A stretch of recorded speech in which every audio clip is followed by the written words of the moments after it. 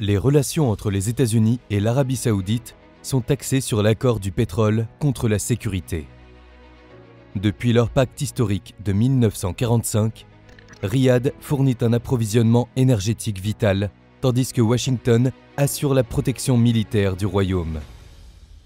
Pourtant, derrière ce partenariat se cachent des tensions croissantes, alimentées par des divergences géopolitiques, économiques et idéologiques.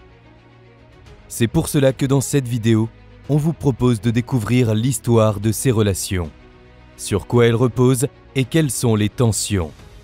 C'est parti!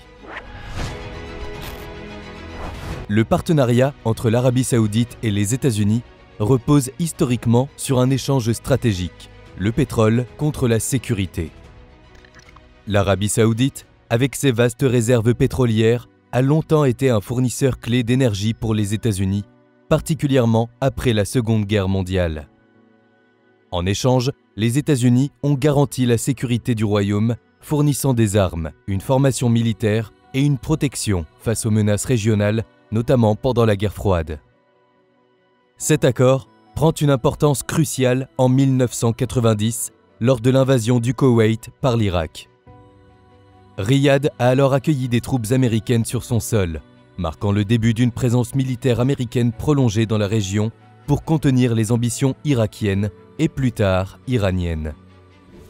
À l'heure actuelle, les États-Unis restent l'un des principaux fournisseurs d'armes de l'Arabie Saoudite. Le royaume est l'un des plus grands clients de l'industrie de défense américaine, acquérant des systèmes sophistiqués comme les avions de chasse F-15, les systèmes de défense antimissiles THAAD et des drones militaires. Mais cette relation n'est pas visible seulement d'un point de vue militaire. Il y a aussi dans le domaine de la technologie, par exemple. Sous la direction de Mohammed Ben Salman, le pays a entrepris des réformes ambitieuses dans le cadre de Vision 2030. Un plan de développement économique et social, visant à diversifier son économie et à réduire sa dépendance au pétrole. Ces initiatives ont ouvert de nouvelles opportunités de coopération économique avec les États-Unis, notamment dans les domaines de la technologie, des énergies renouvelables et des infrastructures. Cependant, des tensions existent, notamment autour des droits humains. Les États-Unis ont souvent critiqué les pratiques saoudiennes en matière de liberté d'expression, de droits des femmes et de répression politique. Ces tensions se sont intensifiées en 2022 lorsque Riyad a réduit sa production de pétrole malgré les objections de Washington. Une décision perçue comme un défi direct à l'administration Biden. Mais le réel point de tension est la question palestinienne et Israël. Avant les années 2000, l'Arabie Saoudite, comme beaucoup de nations arabes, a adopté une position fermement hostile envers Israël. Mais les années 2000 marquent un tournant où des intérêts communs commencent à émerger entre les deux pays. Ces intérêts sont principalement liés aux préoccupations sécuritaires régionales, notamment face à la montée en puissance de l'Iran. Un autre événement important sont les accords de normalisation de 2020.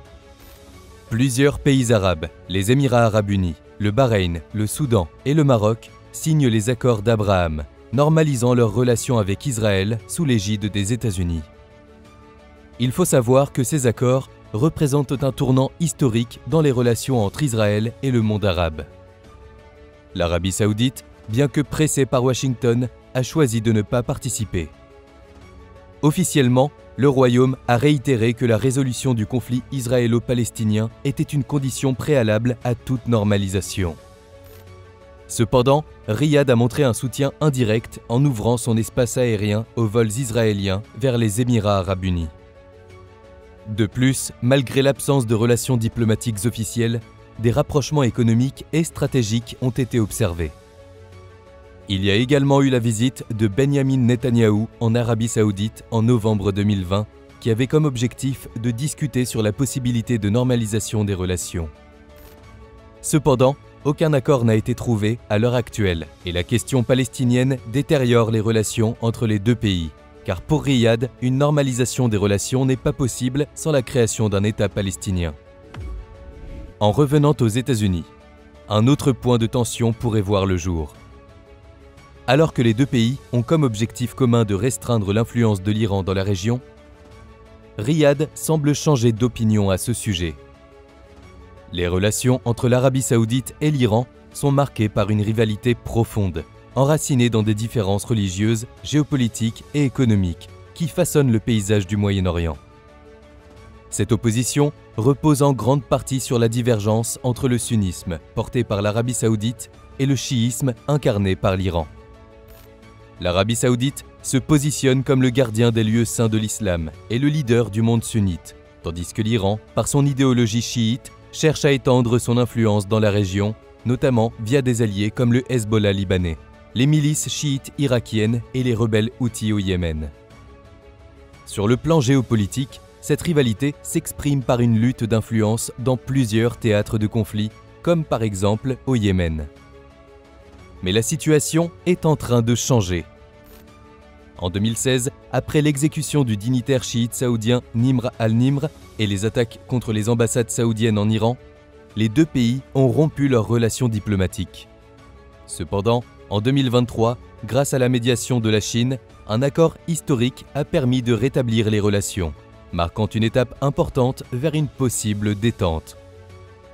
Depuis, des dialogues ont été engagés pour réduire les tensions, notamment sur des dossiers clés comme le Yémen et la sécurité régionale. De plus, les événements des derniers mois pourraient bouleverser les relations. Le 11 novembre 2024, le prince héritier a affirmé qu'Israël devait respecter la souveraineté territoriale de la République islamique d'Iran et s'abstenir d'attaquer son territoire. Il a ensuite qualifié Téhéran de république sœur, signe du réchauffement des relations entre les deux puissances du Moyen-Orient. Au même moment, on apprenait que le chef d'état-major de l'armée saoudienne avait rencontré des responsables iraniens à Téhéran. Ainsi, des tensions apparaîtraient-elles entre l'Arabie saoudite et les États-Unis? Mais est-ce que les choses pourraient changer avec Trump? Eh bien, peu après le retour de Donald Trump à la Maison-Blanche, le 25 janvier 2025, l'Arabie saoudite a promis d'injecter 600 milliards de dollars sur 4 ans dans l'économie américaine, soit des investissements et des achats. L'agence officielle saoudienne n'a pas donné plus de précisions. Cependant, certains sont sceptiques, car cette promesse équivaut à plus de la moitié du PIB saoudien et près des 2/3 des réserves du fonds souverain du pays. Ce fonds est alimenté par la manne pétrolière de l'Arabie saoudite, premier exportateur de brut au monde, mais qui a récemment revu à la baisse ses ambitions d'investissement à l'étranger.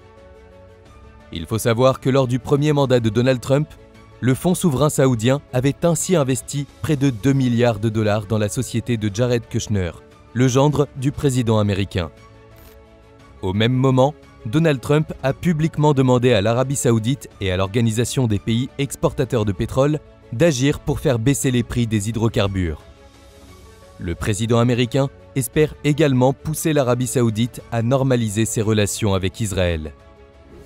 Mais cela semble compliqué, car le 12 février 2025, Netanyahou évoque la création d'un État palestinien en Arabie saoudite et indigne cette dernière. Ces propos ont eu lieu lors d'une interview pour la chaîne d'information israélienne conservatrice de droite Channel 14. Dans un premier temps, le Premier ministre israélien a abordé la normalisation des relations entre Israël et l'Arabie saoudite et le fait que les Saoudiens font de la création d'un État palestinien une condition préalable à cette normalisation. Cependant, au cours de l'interview, le journaliste s'est mal exprimé et, au lieu de parler d'un État palestinien, a évoqué un État saoudien. Netanyahou l'a alors corrigé en disant qu'il parlait d'un État palestinien, avant d'ajouter « Sauf si vous voulez que l'État palestinien soit situé en Arabie saoudite. Ils ont en effet beaucoup de terres là-bas. » Rapidement, ces propos ont fait réagir et de nombreux pays ont exprimé leur indignation. Le ministre saoudien des Affaires étrangères a même déclaré que « Le Royaume d'Arabie saoudite apprécie la condamnation, la désapprobation et le rejet total exprimé par les pays frères à l'égard des déclarations de Benyamin Netanyahou sur l'expulsion du peuple palestinien de son pays. »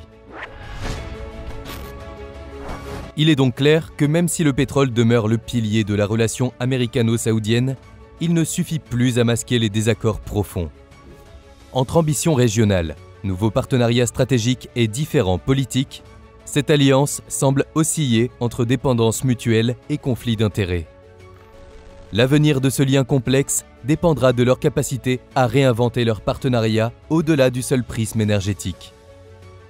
Mais est-ce que les deux pays arriveront à trouver un accord sur la question palestinienne ?